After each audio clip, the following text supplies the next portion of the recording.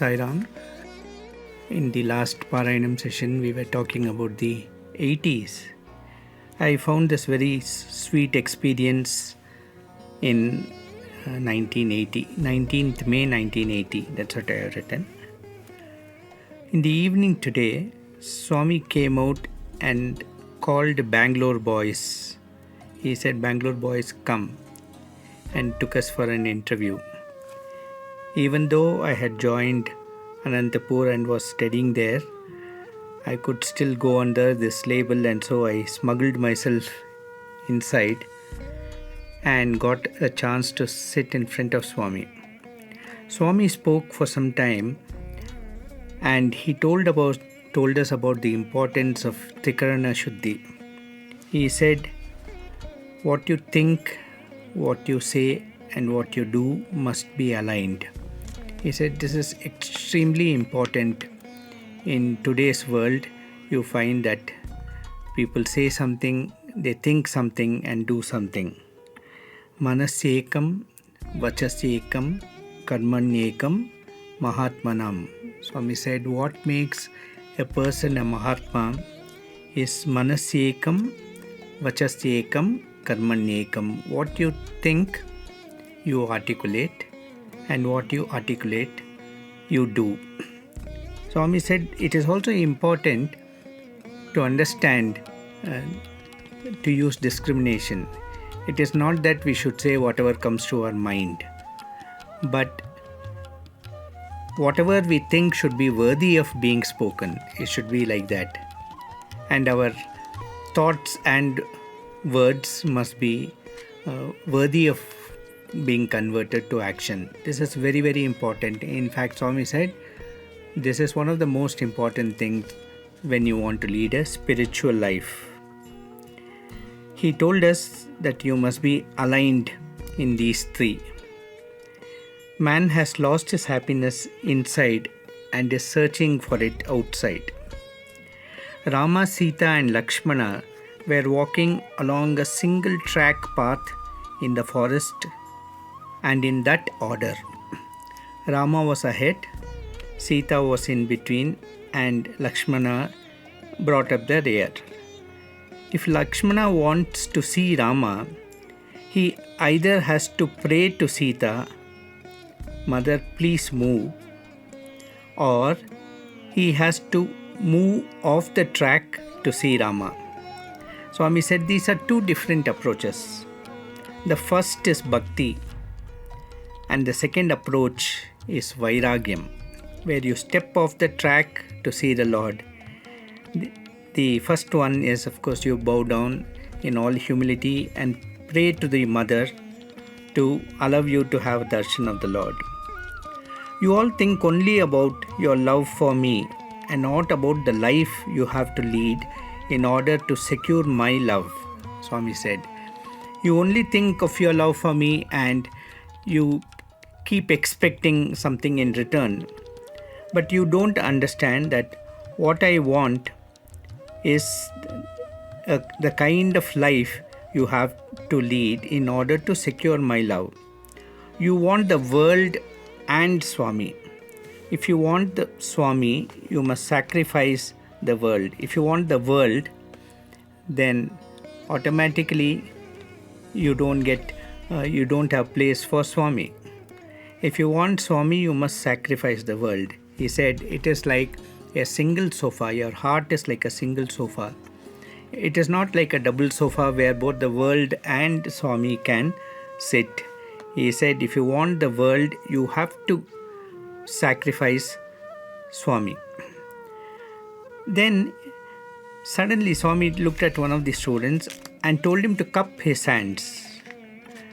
And then he rotated his palm in large circles and created hot Mysore pak. And he powdered it and poured it into the student's hand. And then Swami asked him to get up and he started distributing it to all of us. The fragrance of ghee filled the room, and the hot Mysore pak was very, very tasty. In fact, probably The only other time I have tasted something as sweet was when Swami created bundi in one more occasion. There was a student whose father was a doctor, and this student, so the father wanted the student to become a doctor, whereas the boy himself was not at all keen on leaving Swami. In fact, when the father approached the son with this idea, he rejected it totally. The father conveyed this to Swami, and Swami was particular that the student should obey his father. Swami always taught that parents' words are very important. He said, if you can't show gratitude to your parents whom you can see, how can you show gratitude to God whom you are not able to see? And Swami was very, very particular about this. And it was such an interesting sight to see the tussle between the Lord and this student. Swami would come and stand in front of the student, and the student would not look up. He would only look down all the time. And Swami would tell him, apply for medicine. This is what I want. And the boy would say, Swami, I want to be here only in your presence. This is all that I ask. I don't want to go anywhere.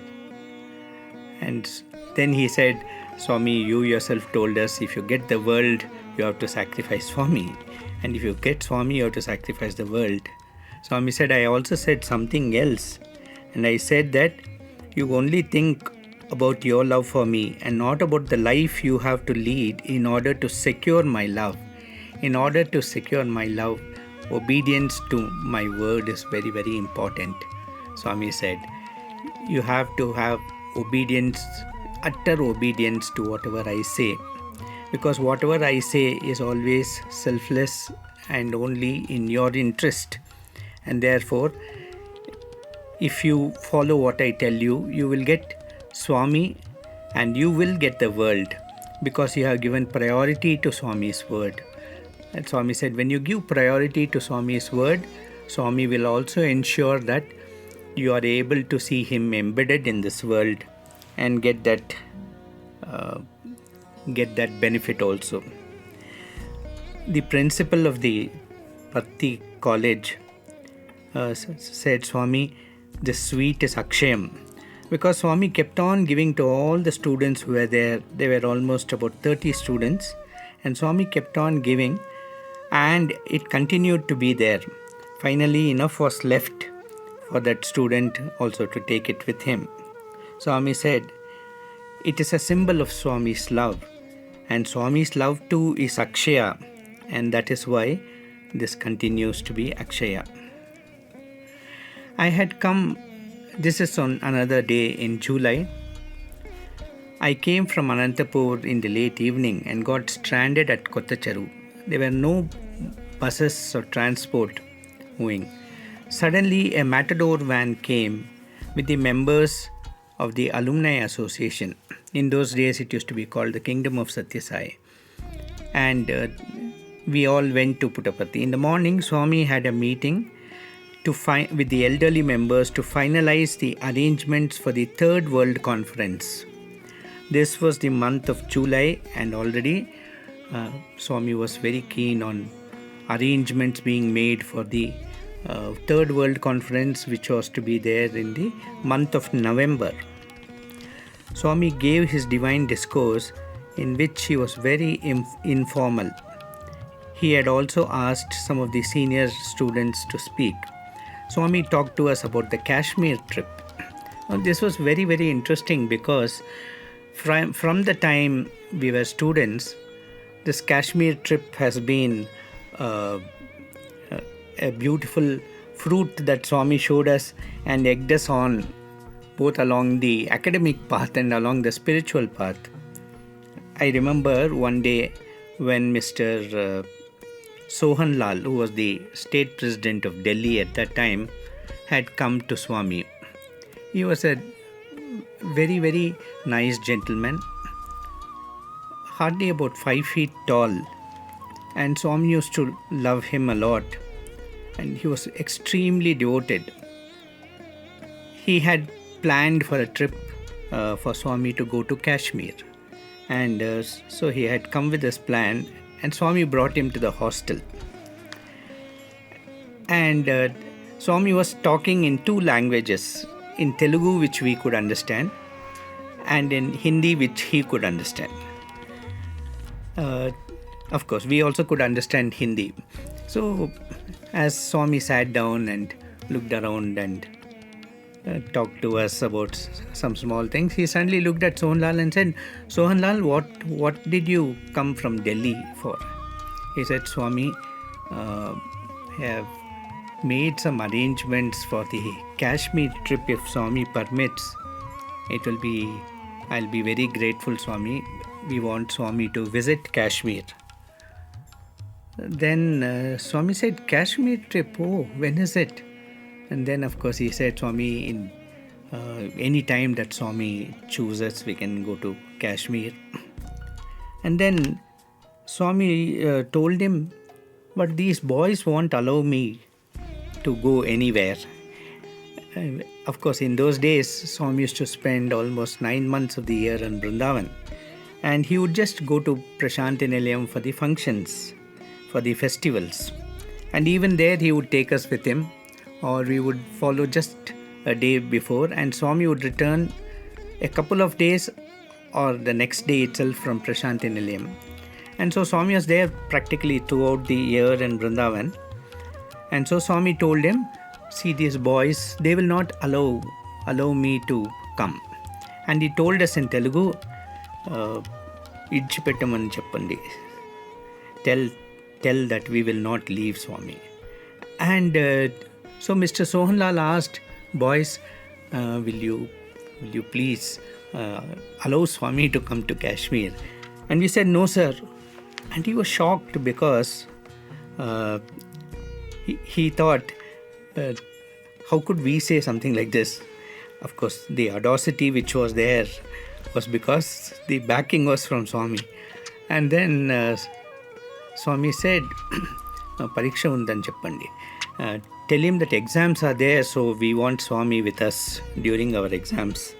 And Mr. Sohanlal pleaded, No, boys, please allow Swami. There are so many devotees who are waiting in various places. We have to go Hyderabad, Bombay, Delhi, then Kashmir. And Swami, there are thousands of devotees waiting there." And Swami said, "Idchipettamani cheppandi, gattiga cheppandi." So we told him, "No, sir, definitely not. We are not allowing Swami to move out of Vrindavan."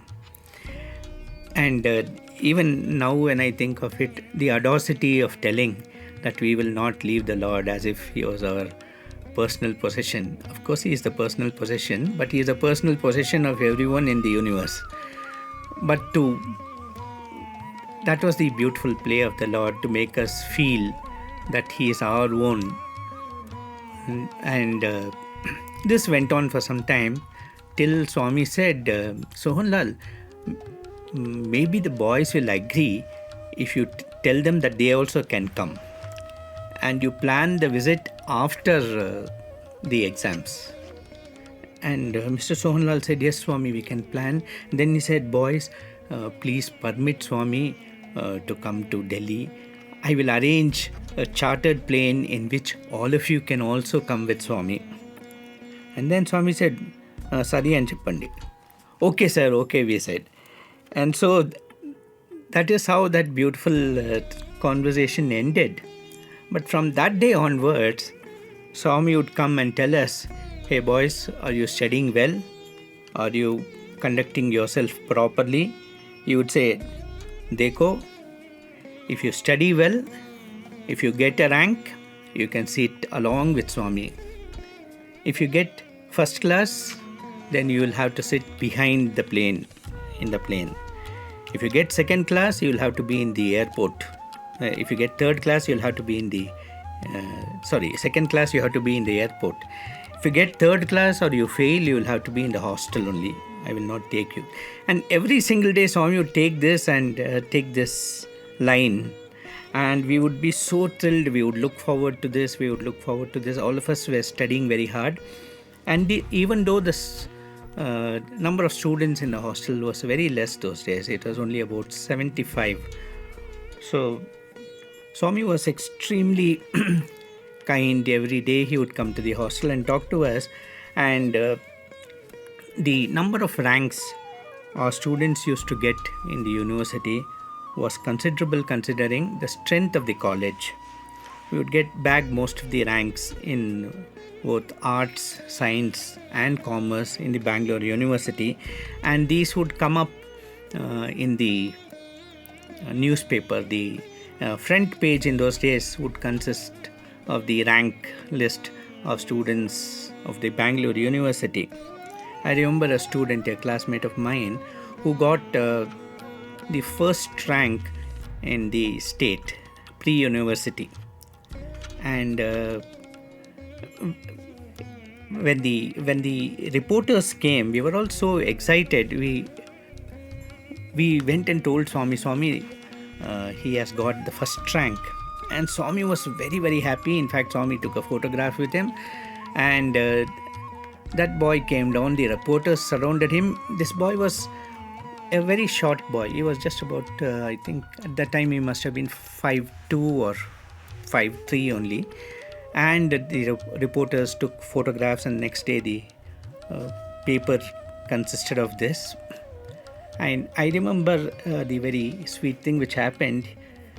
We all pestered him to give us sweets. We said, hey, you got a rank in the state. Getting a rank in the state was very, very difficult in those days. And so Swami would also introduce him to guests who came and said, this boy has got first rank in pre-university in 3 years in 3 universities. Actually, at that time, in the whole of Karnataka, there were 3 universities: Bangalore University, Mysore University and Karnataka University. But pre-university was before this, and it was under a pre-university board. But typical of the exaggeration of a mother, Swami would tell like this to everyone who came. And so we also pestered this boy, and he said, yeah, I will give you a sweet, I'll give you a seat. And one day, in front of Swami in the hostel, Swami had come to the hostel, and Swami asked, hey, where is the sweet that you are going to give all these boys? And he pointed to Swami and said, Swami, you are the sweet that I'm going to share with all my brothers. And Swami was very happy with that statement of his. Swami used to take pride in our academic achievement. He used to feel very proud. At the same time, Swami did not discourage those who were weak in studies. Swami would always insist that those who were third class should move to second class, and those who were second class should move to first class. No stagnation was allowed, or no retracing of our grades was allowed. But if a person who was capable of getting the first rank got a second rank, Swami would say that you have failed. And a boy who had got the third class gets second class, or the boy who normally fails gets third class, Swami would say he has got O grade. So Swami's measurement was, it was not a competition between one individual and another. It was a competition between oneself today and oneself a day later, or a month later, or a semester later, or a year later.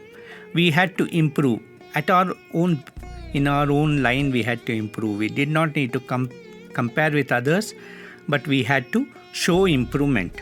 And this has stayed with me because I always feel that what I do today should be better than what I did yesterday. And every time you do a thing, it should become finer and finer. Refinement should come. Swami used to say, this is what is meant by culture. When you say a thing is getting cultured, it's getting refined. It should become better and better as time goes by. This is what happened to our lives too when we stayed with Swami. Swami refined us and refined us, just like the crude oils converted into various useful products. Crude oil, of course, is in the news. And the various gasoline and petrol and diesel and all those things are there after refinement. Similarly, our lives too got refined in its various aspects as we stayed with Swami. And when we look back at the person who came in, at ourselves as we entered Swami's college, and as we stand today, we are unable to recognize the identity of both these. Even though it's the same individual, it's the same individual in a totally different level. Because that is what happens when you associate with God. As Swami used to say, satsangatve nissangatvam. When you get attached to God, you want to continue that solitude. You want to be with Him only. Nissangatve nirmohatvam. Then you give up all the attachment to the world and to the earth. In the true sense, not in the sense of running away, but in the true sense of not giving importance to perishable items of the world, the transient items of the world. Nissangatve nirmohatvam, nirmohatve nischalatatvam. This is what keeps your bhakti to God steady, like a lamp which is not fluttering in the breeze. And nischalatatve jivan mukti. That is what makes you reach the goal of your life. Sai Ram.